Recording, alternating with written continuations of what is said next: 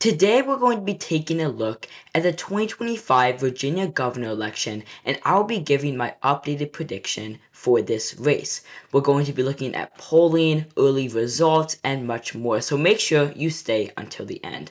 So let's get straight into the video. I like to look at three things when predicting election: polling, results, and how a candidate can win an election. So looking at the polling first, we see Spanberger has a comfortable lead of 8 percentage points.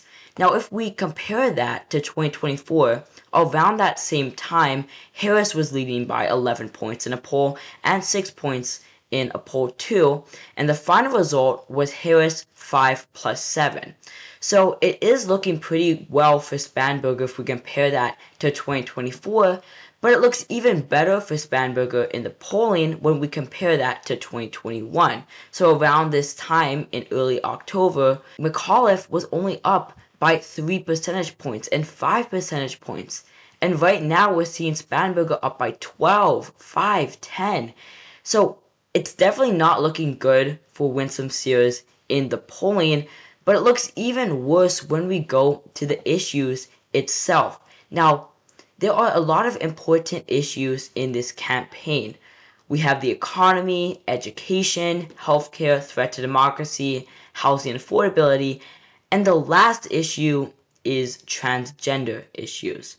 Now, Winsome-Sears has been focusing her campaign on men playing in women's sports, the transgender issues, and only around 50% of Virginians say it's a somewhat or very important issue. The issues that are really important for Virginia voters are housing affordability and the issues that I just listed. And Winsome earle-sears has been focusing her campaign on just the cultural issues, not the issues that affect everyday Virginians.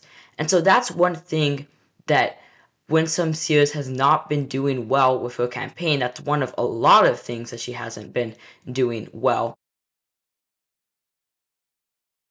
So let's take a look back at 2021 to see which issues were very important for voters back then. We see that taxes were important, economy, education, abortion, and in all four of these issues, Glenn Youngkin was leading.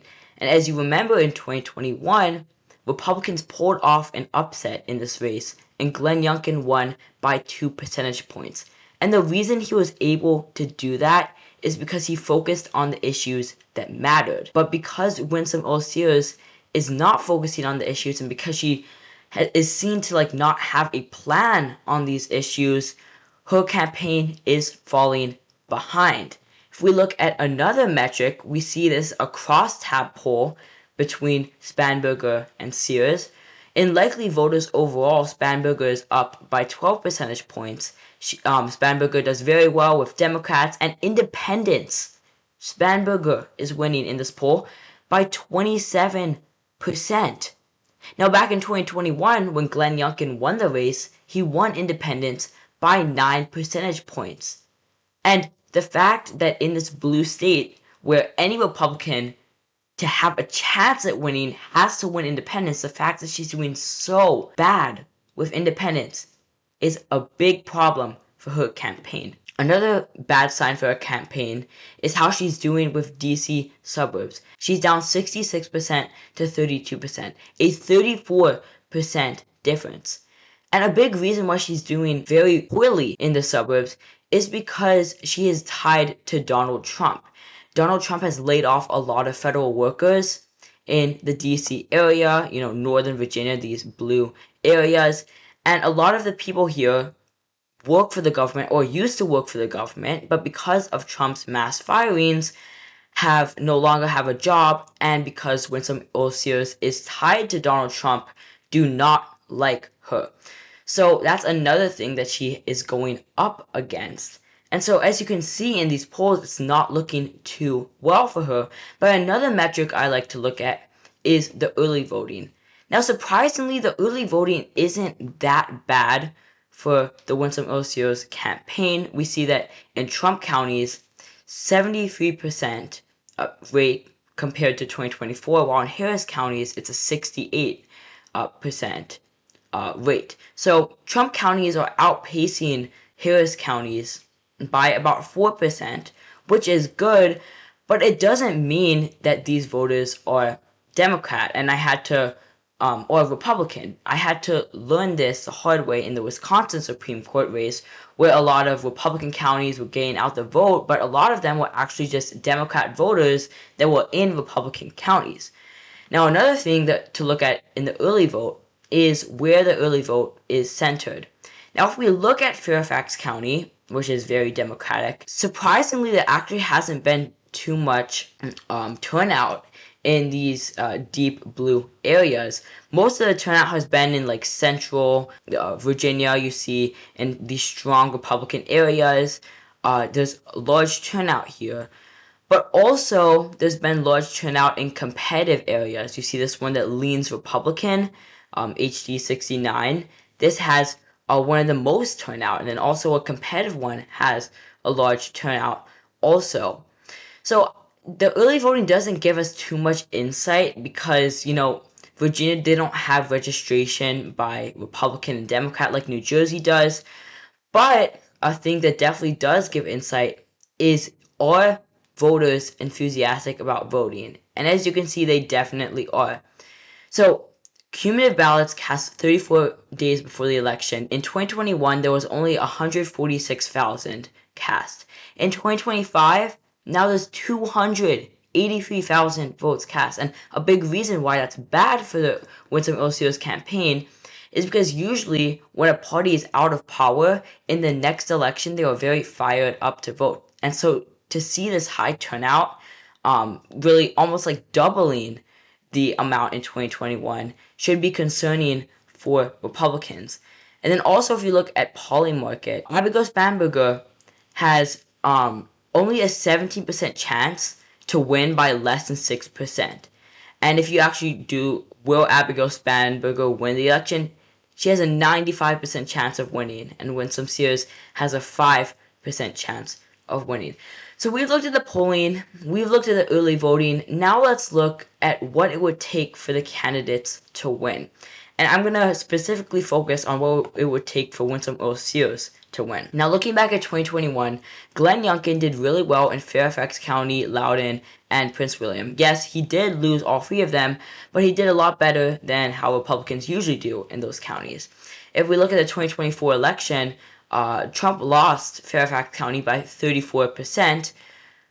Youngkin only lost Fairfax County by 30%, so that's a 4-point improvement. Loudoun County, Trump lost it by 16.2%, and Youngkin only lost it by about 11%. And then you have Prince William's, Glenn Youngkin lost it by about 15%, and Harris won it by about 18%. So that's about a 3-point overperformance for Youngkin, and that's compared to 2024, where Trump did actually pretty well in Virginia. That's not even compared to 2020. So Youngkin was definitely able to close the Democrats' margins in these deep blue areas. But another thing that he was able to do is drive up the rural turnout, of course, but he was also able to win these suburban counties like the ones that are on the Eastern Shore, Virginia Beach. He was able to win that by 8 percentage points when Harris won it by 2.6 percentage points in 2024. And how did he do that, of course? He did that by focusing on the issues. So just looking at this race as a whole, it's not looking too well for Winsome Earle-Sears. Number one, she's down with independents. Number two, she doesn't even have all of the Republican base behind her. Only about like 92%. 92% of Republicans support her. 7% are going to Spanberger, and she just hasn't been focusing on the issues that she should be focusing on, like the economy, education, and healthcare. And I understand that is definitely hard when you have a Republican incumbent. It's hard to talk about these issues because you probably agree with him, and so she is focusing on trans issues and ICE. But those aren't the issues that Virginians care about. And so just looking at this election, it doesn't look too well for Republicans. I would say my prediction for right now is Democrats would win this by a likely margin. I'll say anywhere between 7 8 percentage points. The only thing that could make this election really turn into Republicans' favor is if Abigail Spanberger had a massive cheating scandal or a massive scandal of any kind, or just that the momentum started to go in the Republicans' direction, but neither of that is looking true right now. So for right now, I'm going to put this in the likely Democrat column. So I hope you all enjoyed this video. If you did, make sure to smash the like button down below and subscribe. Comment your thoughts and suggestions in the comment section down below. Shout out to Diana Barbie, our first channel member. If you'd like to become a member, you can join near my channel logo. And as always, thank you guys so much for watching, and I'll see you all in the next one.